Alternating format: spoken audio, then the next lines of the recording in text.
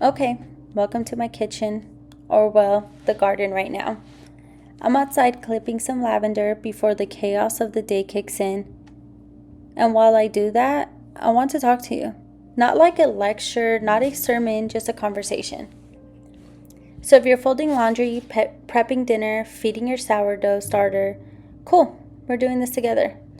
This week's been loud in my head, not just with kids and baking and emails and all the things, but spirituality, relation with God, understanding the story He's written for us to follow. There's been this story about Moses I just can't shake. It was a story that was brought up to me when I was at my husband's grandparents' house, and she looked at me and said, "Where was Moses buried?" And I looked at her and honestly never finished the story. So I went back and I studied. Something about this really got to me this week. You know that part in Deuteronomy where Moses climbs Mount Nebo, looks out across the promised land, and then God says, "You're not going in." Then he dies. And then plot twist, God buries him. No one knows where, not back with his people, not even with Joshua, just buried by God himself. And that line, it keeps echoing in me. And to this day, no one knows where he was buried. So here I am, making cookies, cleaning my kitchen, checking on the dough, and also wrestling with this mystery. I don't have all the answers, but I do have thoughts. Let's unpack this. So let's rewind. Moses, we know his story. Baby in a basket, burning bush, Pharaoh, plague, splits, sea splits, boom, he's legendary. But in Numbers 20, we see the superhuman side of him. The Israelites are complaining again, shocker, and God tells Moses, "Speak to the rock and water will come out." And instead, Moses strikes it, not once, but twice. Why? He was tired, frustrated, done. And believe me, I get that. And in that moment, he didn't obey.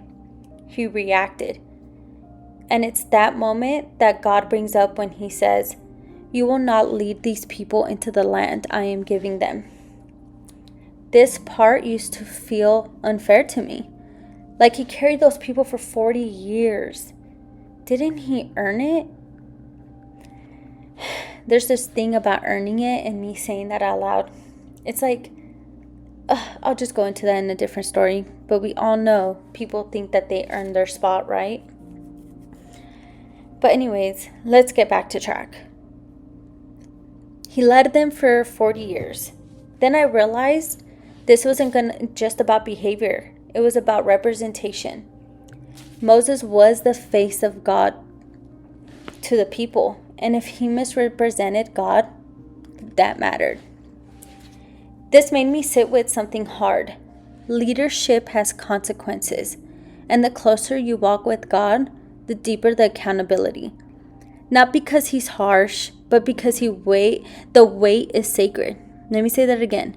It's not because God is harsh, but because the weight is sacred. I started thinking about the areas in my own life where I've misrepresented him, where I've struck when I should have spoken, where I've led from exhaustion instead of trust. God's not petty, but he's holy. And sometimes that means the outcome doesn't go the way I want, even if my heart mostly means well. But here's the thing. Even that, he doesn't abandon Moses. He still brings him up the mountain, still lets him see the land, and then he buries him himself. And that matters. This part, it stops me in my tracks. Deuteronomy chapter 34, verse 5-6 says Moses died in the land of Moab, and the Lord buried him. First of all, how wild is that? God himself, who formed man from dust, returns one of his servants to the earth with his own hands. That's not rejection, that's relationship. It's easy to think, wow, Moses got punished hard. But look at it closer. It's reverent, intimate, sacred. This wasn't a cast of death, it was holy goodbye. Now, Scholars debate why God hid his grave. Some say it was to keep people from idolizing him. Moses was a big deal. If they had his bones, they might have built a shrine, and we know how God feels about those. They might have worshipped him and looked at him as a god.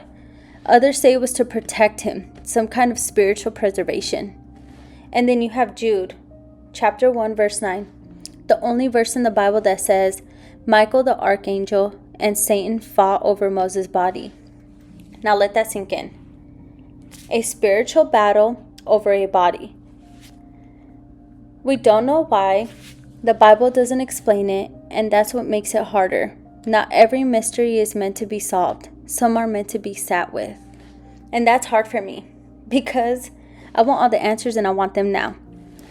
And I've come to realize during this whole story and studying the Moses story, maybe God doesn't hide things to tease us.